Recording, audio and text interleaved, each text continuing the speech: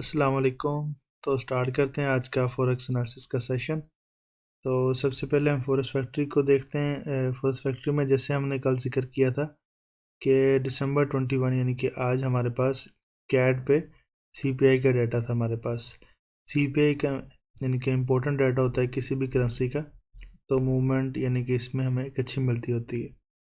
तो इसके अलावा वैसे भी हमने डिस्कस किया था कि हमारे पास यूएसटी कैड हमारे पास जो पेयर है वो एक अच्छी मूवमेंट देगा इस वीक में। उसकी मेन रीज़न यही थी कि उस पर फंडामेंटली इम्पैक्ट जो न्यूज़ थी हमारे पास वो इस वीक में यानी कि अच्छी इम्पोर्टेंट न्यूज़ है यूएसटी पे भी और कैड पे भी।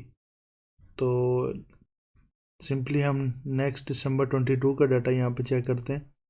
तो यहाँ पर जस्ट एक मीडियम मोमेंटम की यानी कि एक यूएसटी पे न्यूज़ है 630 पे, क्योंकि हमने डिस्कस किया था जो रेड में होती है हमारे पास हाई मोमेंटम होता है और जो हमारे पास ऑरेंज में होती है वो हमारे पास मीडियम होता है मोमेंटम उसका, और जो हमारे पास येलो में होती है उसका मोमेंटम हमारे पास यानी कि न्यूज़ का वो लो होता है। तो जैसे ये हमारे पास कैट की न्यूज़ थी, ये हमारे पास हाई मोमेंटम की थी, सीपीआई का डाटा था हमारे पास। और इसी तरह अगर हम बाकी यहाँ पर डिस्कस करें कैट की, हमारे पास यहाँ पर कॉमन सीपीआई ये वाली हमारे पास एक ऑरेंज में थी, यानी कि इसका मीडियम इफेक्ट था। चाहे इसका रिजल्ट जो भी आए हमारे पास पॉजिटिव हो नेगेटिव हो, लेकिन इसका इतना इफेक्ट नहीं होता।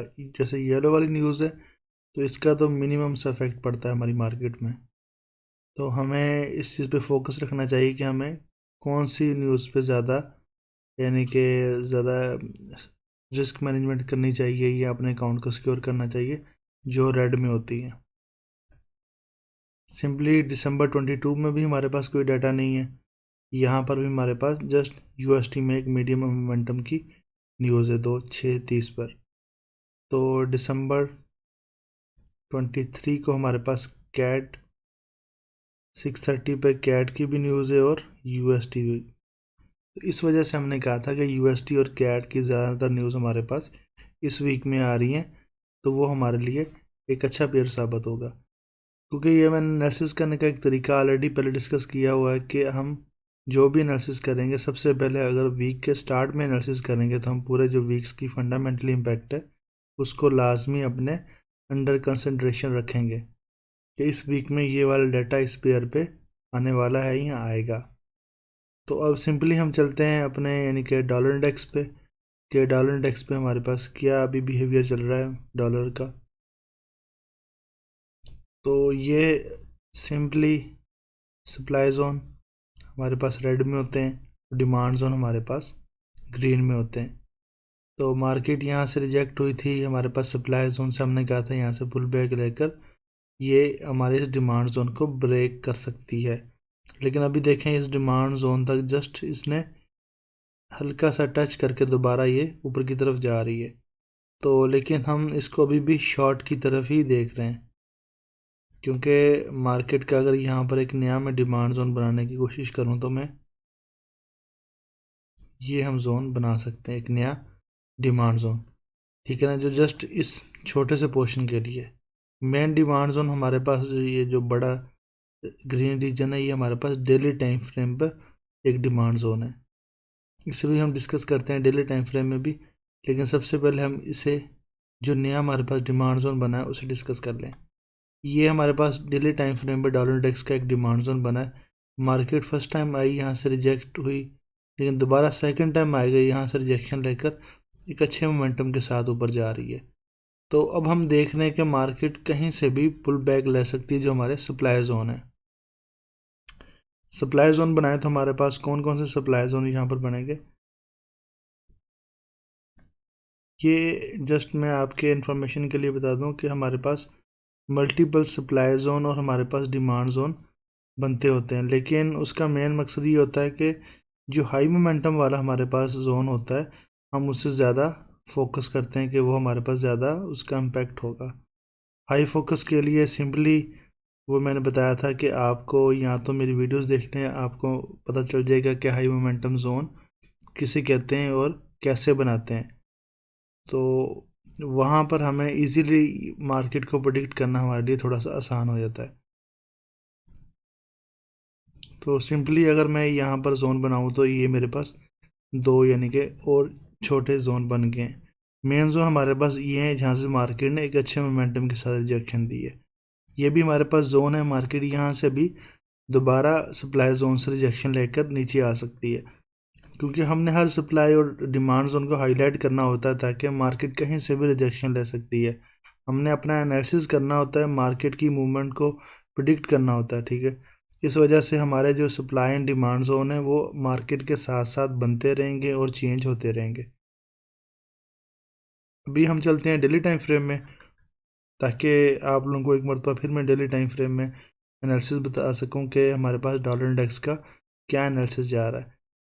जैसे मैंने लास्ट वीडियो में बताया था कि हमारे पास डॉलर इंडेक्स ये लोअर लोअर लोअर हाई बनाता हुआ नीचे की तरफ आ रहा है। ये लास्ट वीडियो में डिस्कस किया था। अब मैं इसे ये प्रेडिक्ट कर रहा हूँ कि मार्केट ये इस जोन को ब्रेक करेगी डेली टाइम फ्रेम के अकॉर्डिंग।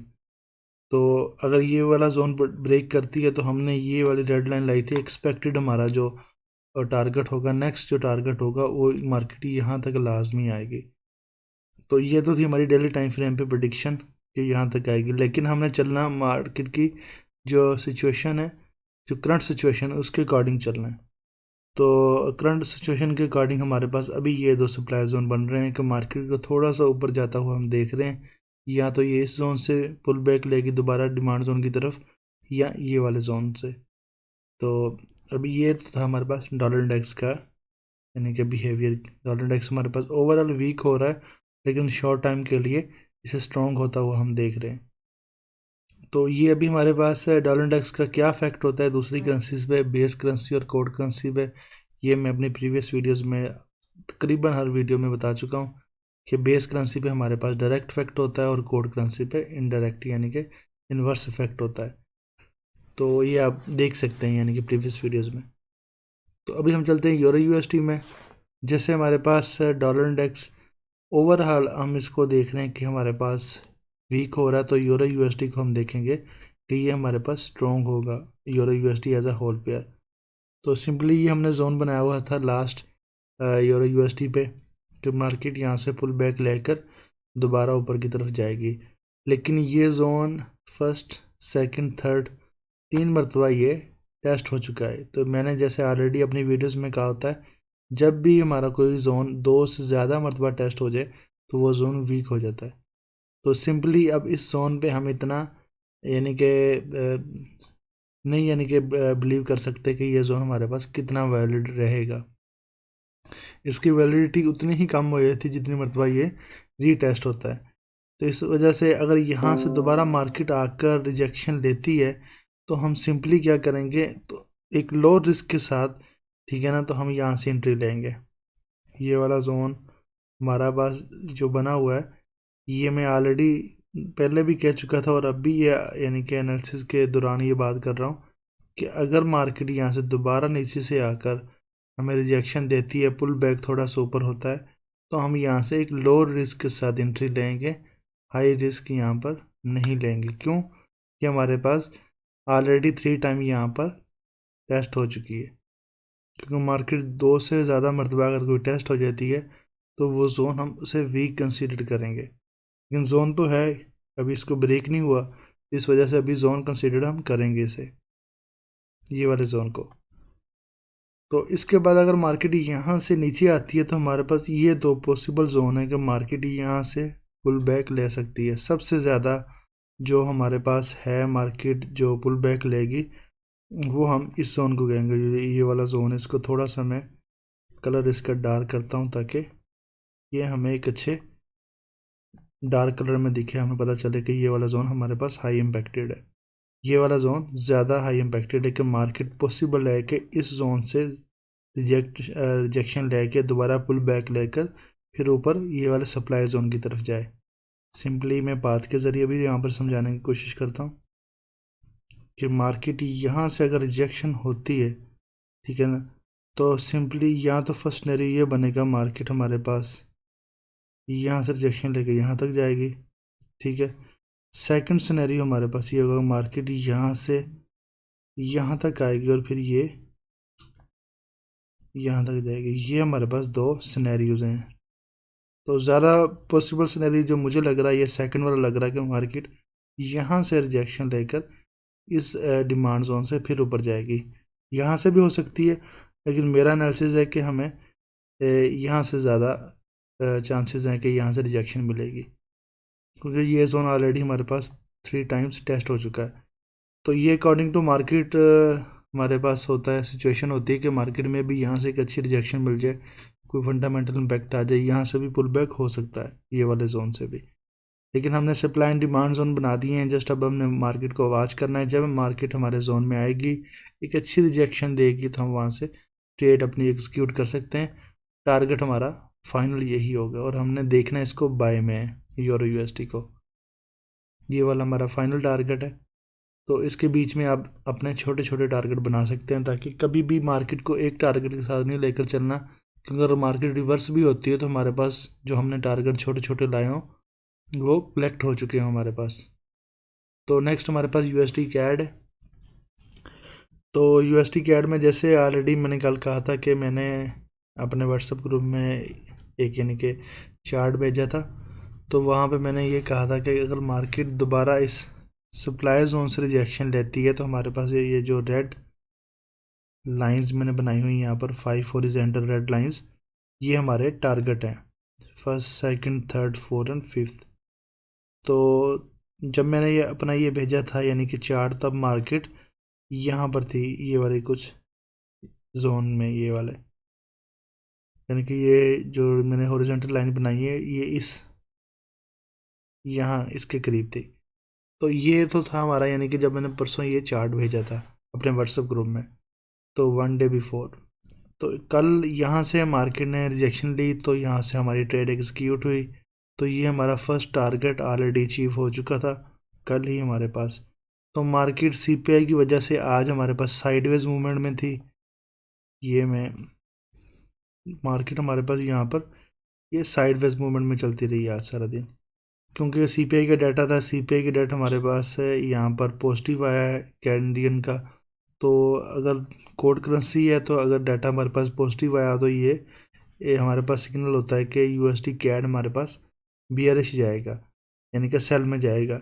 तो ये हमारे पास सेल की एक कैंडल एक अच्छी बनाई, यानी कि इंगल्फिंग कैंडल बनी है, लेकिन उसके बाद मार्केट दोबारा एक साइडवेज मूवमेंट चल पड़ी है। लेकिन हम होपफुली यही उम्मीद कर सकते हैं कि क्योंकि अभी सीपीआई का डाटा भी पॉजिटिव आया, तो कैनेडियन डॉलर हमारे पास स्ट्रॉन्ग हुआ है, और USD CAD as a whole हमारे पास वीक होगा। तो ये हम डाउन जाता हुआ ही देखेंगे इसे। तो लेकिन अभी तक मूवमेंट इसकी साइडवेज है, लेकिन हमारी ट्रेड जो स्टार्ट हुई थी वो यहाँ पर हुई थी ट्रेड स्टार्ट, क्योंकि मार्केट ने इस जोन से रिजेक्शन ली, बिल्कुल क्लियर रिजेक्शन, इस जोन को ब्रेक नहीं किया। एक अच्छी यानी कि हमें कैंडल मिली यहाँ पर, तो यहाँ से हमारी एंट्री हुई थी, और ये यहाँ तक अभी मार्केट पहुँची हुई है। अगर हम पिप्स का यानी कि कैलकुलेशन करें तो हमारे पास कितनी पिप्स आज तक हो चुकी है, वो सिंपली हम यहाँ पर देख सकते हैं। हम यहाँ पर अगर इस टाइम यानी कि ऑन द यानी कि जो स्पॉट जो मार्केट चल रही है वहाँ पर देखें, तो हमारे पास 75 पिप्स कवर हो चुके हैं। लेकिन अगर हम मैक्सिमम पिप देखें, यहाँ पर 105 पिप्स हैं।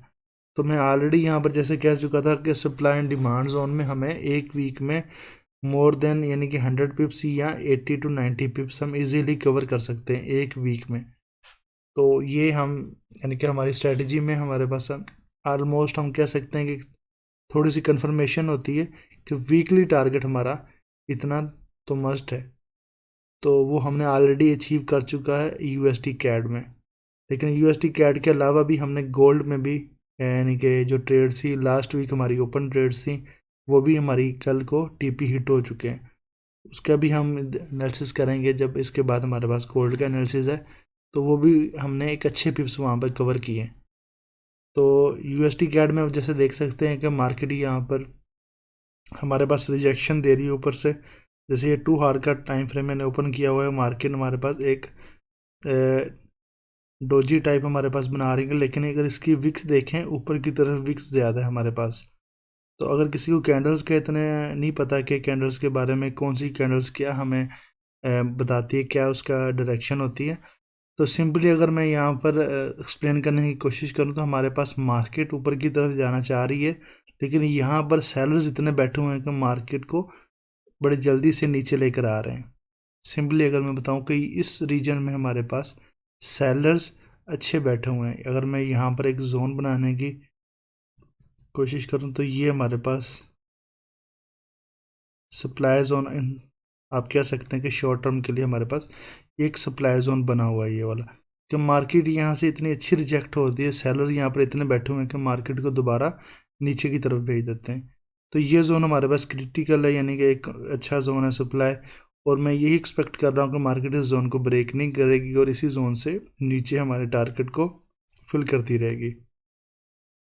क्योंकि इसका डेली टाइम फ्रेम में, जैसे मैंने कहा था कि मैं इतना क्यों कंफर्म हूँ इस पे यूएसडी कैड पे कि क्यों ये शॉर्ट के लिए जाएगी, उसकी मैंने आपको एक वजह बताई थी कि ये हमारे पास एक राइजिंग वेज बनता हुआ नज़र आया। राइजिंग वेज भी इधर देखें और इसकी इंडिकेशन हमारे पास ये होती है कि राइजिंग वेज के बाद मार्केट हमारे पास शॉर्ट की तरफ जानी होती है, यानी कि सेल की तरफ जानी होती है। अगर किसी को पैटर्न के बारे में नहीं पता वो सर्च कर सकता है गूगल से भी, और आपको इजीली पीडीएफ फाइल मिल जाएगी जिसमें मुख्तलिफ पैटर्न हमारे पास बने होते हैं। तो ये हमारे पास राइजिंग वेज बना हुआ, राइजिंग वेज के बाद मार्केट हमेशा शॉर्ट के लिए जाती है। फर्स्ट हमारे पास कंफर्मेशन ये होगी डेली टाइम फ्रेम में। सेकंड हमारे पास कंफर्मेशन है कि ये हमारे पास डबल टॉप बना हुआ है यहाँ पर अगर देखें तो ये मार्केट ने डेली टाइम फ्रेम में डबल टॉप बनाया हुआ है हमारे पास।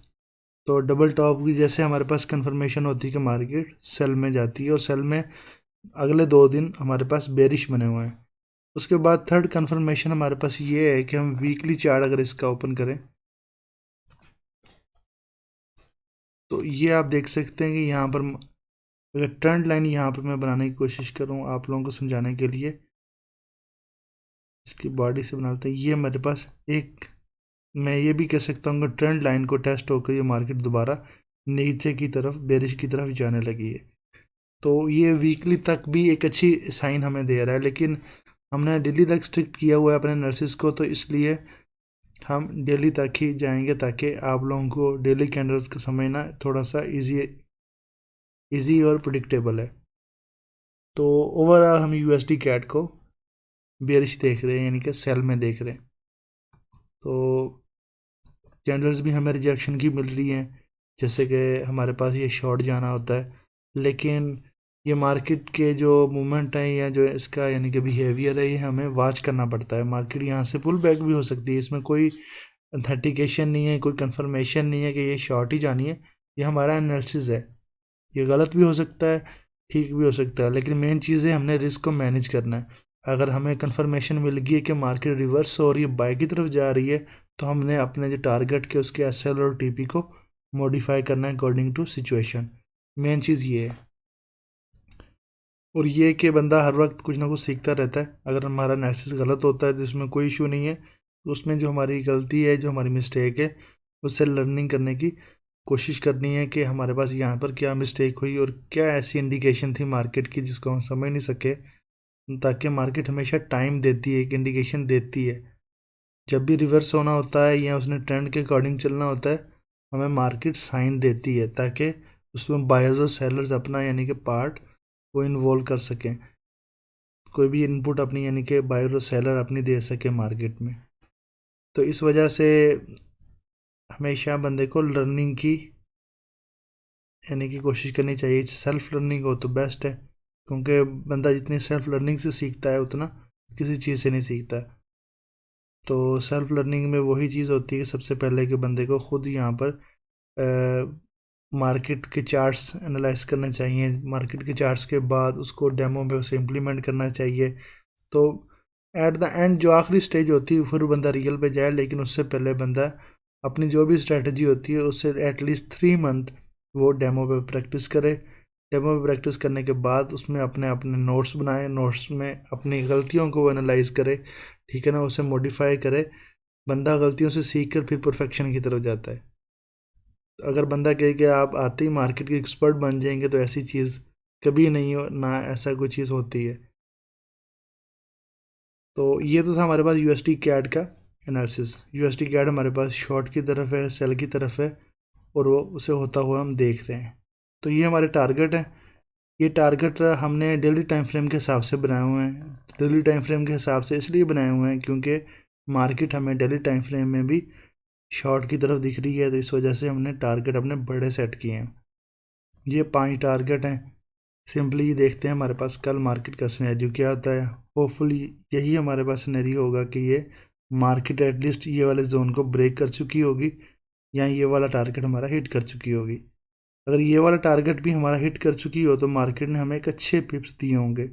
सिंपली अगर मैं यहाँ पर अगर चलें अभी पिप्स के हम बात करते हैं, कितने पिप्स मार्केट ने यहाँ पर दिए होंगे। हमारा अगर फर्स्ट टारगेट देखें तो मार्केट ने हमें 55 पिप्स यूएसडी कैड पे दे दिए हैं। ठीक है, 75 पिप्स हमारे पास उसमें थे। ठीक है, यूएसडी कैड में हमारे पास 55 पिप्स आ गए हैं। और जो प्रीवियस पेयर पे हमने डिस्कशन की थी तो हमारे पास वहाँ पर भी कितने पेयर्स आ गए थे, 75 पिप्स हमने कहे थे। तो यहाँ पर अगर हम देखें, अगर सेकंड टीपी हमारा हिट हो जाता है तो हमारे पास 142 पिप्स ऑलमोस्ट हमारे पास आ जाने।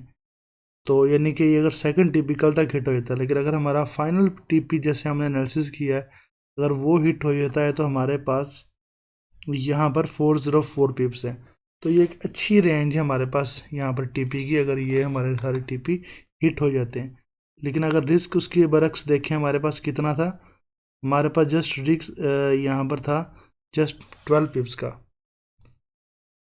12 पिप्स का हमारे पास रिस्क था, और हमारे पास जो टारगेट था, फर्स्ट टारगेट 55 पिप्स था, सेकंड टारगेट हमारे पास 10 समथिंग पिप्स था, और लास्ट टारगेट जो हमारा 5वां टारगेट है वो 404 पिप्स का था।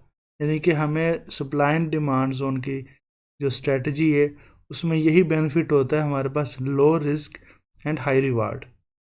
तो ये आप मेरी प्रीवियस वीडियोस में भी देख सकते हैं, जो हमें यहाँ पर ट्रेड्स मिली हैं, जो अपॉर्चुनिटीज़ मिली हैं, वहाँ पर हमारे पास जो रिस्क था वो बिल्कुल मिनिमम से मिनिमम था, और हमने एक अच्छे रिवार्ड यहाँ से लिए हैं, यानी कि एक अच्छे टीपीज लिए हैं।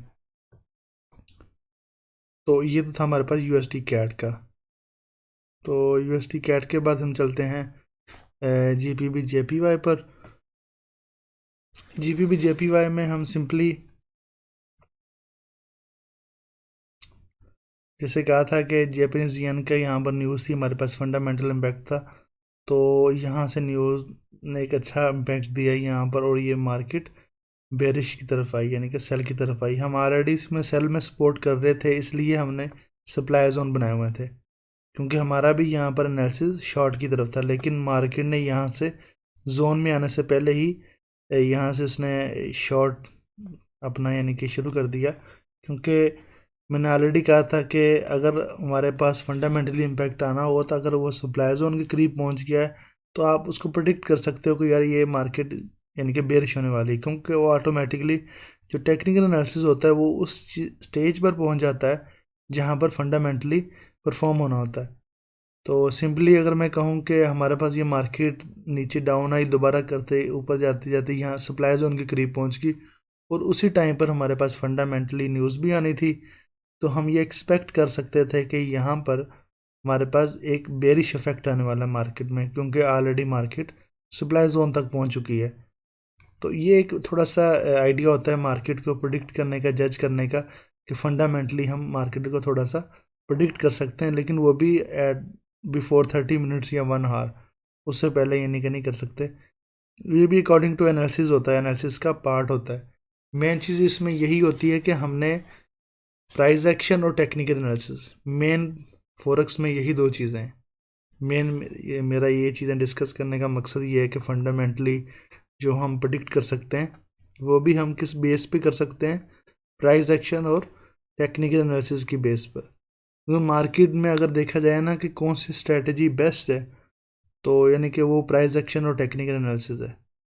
अगर आप मूविंग एवरेज भी देखें, कुछ भी यहाँ से सीख लें, बड़े यानी कि यहाँ पर ट्रेडिंग उनकी स्ट्रेटजीज़ यहाँ पर हैं फॉरेक्स की। आप यूट्यूब स्क्रॉल करें तो वहाँ पर आपको डिफरेंट्स हंड्रेड्स ऑफ स्ट्रेटजीज़ मिल जाएंगी, लेकिन जो सबसे बेस्ट कहें या जो सबसे ज़्यादा इम्पैक्ट रखने वाली स्ट्रेटजी है वो सिंपल है, प्राइस एक्शन और टेक्निकल एनालिसिस।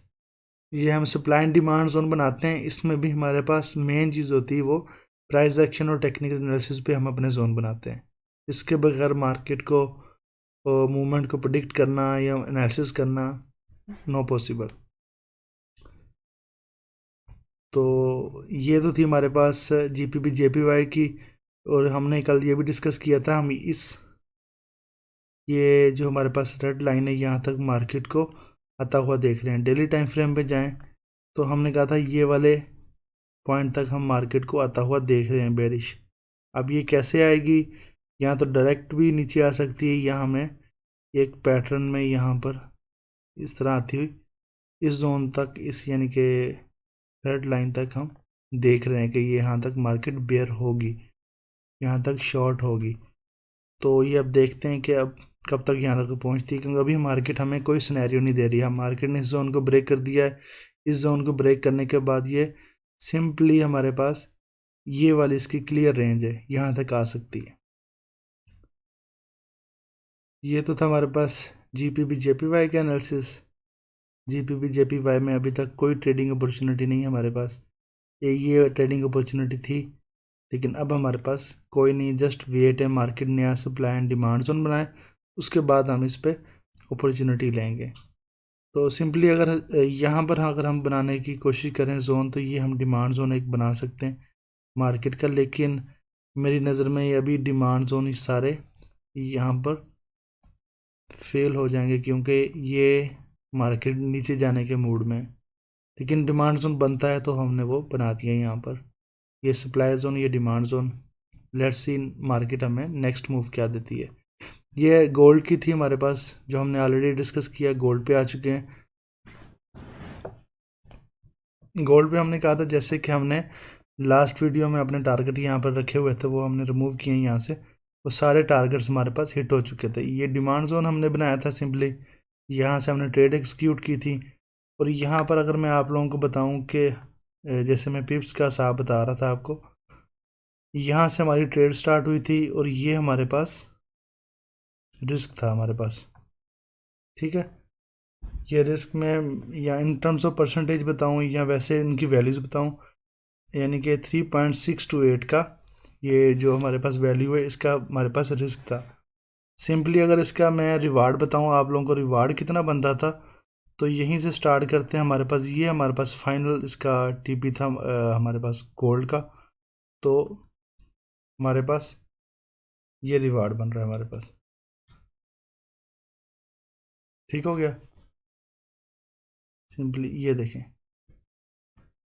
यानी कि हमारे पास इन टर्म्स ऑफ इसके पिप्स काउंट करें तो गोल्ड के पिप्स का हिसाब डिफरेंस होता है। हम इसे 347 यानी कि पिप्स हमारे पास रिवार्ड के बन रहे हैं, और 36 पिप हमारे पास रिस्क के बनते हैं। तो हम इसका रिस्क टू रिवार्ड अगर यहाँ पर करें एनालिसिस, वो भी हमने लास्ट वीडियो में किया था। यहाँ से हम लॉन्ग की पोजीशन ली थी, तो यहाँ से लॉन्ग की पोजीशन हम ऑन करेंगे। ये हम मार्केट का ये टारगेट था हमारे पास, यहाँ तक गए और ये हमारे पास रिस्क था। ऑलमोस्ट 1:9 का हमने किया था रिस्क टू रिवार्ड हमारे पास, ये गोल्ड पे हम ले चुके थे। तो यानी कि आप चेक करें कि हमारे पास रिस्क कितना है। ये रेड जोन हमारे पास रिस्क है, और ये सारा रिवार्ड था हमारा। ये सब हमने डिफरेंट टीपीज में कलेक्ट किया था। तो सिंपली ये है हमारे पास सप्लाई एंड डिमांड जोन की स्ट्रेटजी की जो इम्पैक्ट है, या उसकी जो बेनिफिट कह लें, कि इसमें लो रिस्क और हाई रिवार्ड होता है हमारे पास। तो आप मेरी प्रीवियस वीडियोस में भी जाके देख सकते हैं, जो हमें अपॉर्चुनिटी मिली हैं, तो उसमें हमने कितने रिस्क के साथ कितना रिवार्ड कलेक्ट किया है। सिंपली इसमें कोई ऐसी चीज़ नहीं है कि मैं कहूँ कि सप्लाई एंड डिमांड स्ट्रेटजी ऐसी है या वैसी है। आप जस्ट वीडियोस देखकर अंदाज़ा लगा सकते हैं कि इस स्ट्रेटजी में कितना बेनिफिट है कितना नहीं है। तो मेन चीज़ यही होती है, स्ट्रेटजी में हमें हर रोज़ ट्रेड नहीं मिलती, जैसे मैं तकरीबन हर वीडियोस में कहता हूँ। तो हमें जस्ट वीकली टारगेट हमारे पास यहाँ पर होते हैं। वीकली टारगेट कितने होते हैं हमारे पास, वो मैं ऑलरेडी कह चुका हूँ। वीकली टारगेट हमारे पास हम मोर देन 100 पिप्स या 80-90 पिप्स यहाँ पर कवर करते हैं। अगर किसी एक पेयर पे हमें ना मिले, ठीक है ना, ज़्यादातर हमें इन चारों पेयर्स में से किसी एक पेयर पे इजीली टारगेट हंट हो जाता है। अगर किसी एक पेयर पे ना मिले तो कभी कभी हमारे पास 2-3 पेयर्स पे भी मिल जाता है, ठीक है। लेकिन हम एक पेयर्स पे मस्ट कहते हैं, क्योंकि एक वीक के अंदर एक पेयर हमें हमारे मुताबिक मूवमेंट देता है, हमारे जोन में से रिजेक्शन मिल जाती है आसानी से। वो आप बेशक यहाँ पर वीडियोस में भी देख सकते हैं, प्रीवियस जो मेरे वीक्स की वीडियो हैं उसमें हमें कितने टारगेट मिले हुए हैं। तो ये हमारे पास गोल्ड को हम बाय में देख रहे, तो इसलिए ये हमने डिमांड जोन बनाए थे, और इस डिमांड जोन से इसने रिजेक्शन ली। रिजेक्शन लेने के बाद ये हमारा ये वाला हाई था, टीपी था फाइनल। तो ये आप प्रीवियस वीडियो में देख सकते हैं हमने टीपी कौन कौन से लगाए थे, और ये कल को हिट हो चुके थे हमारे टीपी। और हमने ये भी कहा था फाइनल टारगेट हमारा ये वाला सप्लाई जोन है। डेली टाइम फ्रेम में चलते हैं तो आपको सप्लाई जोन की वैल्यू पता चलेगी, ये वाला सप्लाई जोन हमारा फाइनल टारगेट कैसे है, क्योंकि ये हमारे पास डेली टाइम फ्रेम में सप्लाई जोन बन रहा है। इसलिए मार्केट को एटलीस्ट हम यहाँ तक आता हुआ देख रहे हैं, यहाँ तक मार्केट को आता हुआ हम ज़रूर देख रहे हैं। यहाँ से मार्केट फर्स्ट टाइम नहीं इसे ब्रेक करेगा, यहाँ से दोबारा वापस आएगा और फिर जाकर यहाँ से डिमांड लेकर फिर इसे ब्रेक करने की कोशिश करेगा। तो मार्केट कभी भी अपने सप्लाई एंड डिमांड जोन जो डेली टाइम फ्रेम में होता है उसे फर्स्ट टाइम ब्रेक नहीं करती, दोबारा डिमांड लेकर या दोबारा सप्लाई लेकर उस अपने रिलेटिव जो रिस्पेक्टिव होता है सप्लाई एंड डिमांड जोन उसे ब्रेक करती है। तो अभी हम यही एक्सपेक्ट कर रहे हैं कि मार्केट यहाँ से जाएगी इस सप्लाई जोन में, सप्लाई जोन से दोबारा नीचे आकर किसी डिमांड जोन से ये पुल बैक लेकर इसे ब्रेक करने की मोमेंटम रखती होगी। अभी सिंपली हम अपना सेफ टारगेट यहाँ तक रख सकते हैं, यानी कि ये वाला जोन हमारा सेफ टारगेट हो सकता है। तो लेकिन हमने यानी कि ये वाला टारगेट हमने सिंपल रखा था, क्योंकि हम टारगेट को थोड़ा सा मिनिमम कर देते हैं ताकि वो इजीली हमें हिट हो जाए, क्योंकि हमने अपने अकॉर्डिंग टू रिस्क चलना होता है, ठीक है ना। हमारा रिस्क अभी सेफ यहाँ तक था, हमने वो टारगेट अचीव कर चुके हैं ऑलरेडी। तो अब नेक्स्ट हमारी अपॉर्चुनिटी है कि मार्केट को हमने वॉच करना है, नेक्स्ट जो भी सप्लाई एंड डिमांड जोन बनेगा हम उसके अकॉर्डिंग ट्रेड लेंगे। लेकिन अभी तक जब तक मार्केट यहाँ तक नहीं पहुँचती, अब हमारे पास नेक्स्ट फर्दर ट्रेडिंग अपॉर्चुनिटी नहीं है इस वीक में। मे बी नेक्स्ट वीक में हमारे पास यहाँ से मार्केट रिजेक्ट होकर एक अच्छी अपॉर्चुनिटी ट्रेड की मिल जाए। लेकिन अभी तक जब तक मार्केट यहाँ पर नहीं आती, गोल्ड पे no trading opportunity according to supply and demand strategy. तो हमने यहाँ पर डिस्कस किए। तो इस वीक में हमारे पास गोल्ड ने हमें अच्छा टिप दिया, हमारी ट्रेड्स हिट हुई। यूएसडी कैड हमारे अकॉर्डिंग चल रही है, ठीक है ना, वो भी हमारे अकॉर्डिंग ट्रेड यानी कि एग्जीक्यूट हो चुकी हैं और प्रॉफिट में जा रही हैं। तो यानी कि इस वीक में हमें 2 पेयर्स ने ट्रेड्स दे दी हैं, यूरो यूएसडी, और जीपीबी जेपीवाई ने कोई ट्रेड्स हमें नहीं दी। तो हर पेयर हर वीक में जैसे मैंने कहा था कि हमें अपॉर्चुनिटी किसी ना किसी पेयर पे मिल जाती है, तो अभी 2 पेयर्स पे हमें ऑलरेडी मिल चुकी हैं। अगर दोनों पेयर्स का मैं वैसे ऑन एन एवरेज लगाऊं, हमें मोर देन 200-300 पिप्स मिल चुके हैं दोनों पेयर्स के मिलाकर। तो ये according to supply and demand strategy, जैसे कि मैंने ऑलरेडी कहा है, वीकली टारगेट हमारे पास होते हैं, तो हम वीकली टारगेट हमें अच्छे मिल जाते हैं। और इसका मेन जो हमारे पास बेनिफिट होता है वो ये होता है कि ना हमारे पास ओवर ट्रेडिंग होती है, क्योंकि वीक में हमारे पास यहाँ 1 या 2 ट्रेड्स होती हैं, या मैक्सिमम 3 ट्रेड्स होती हैं।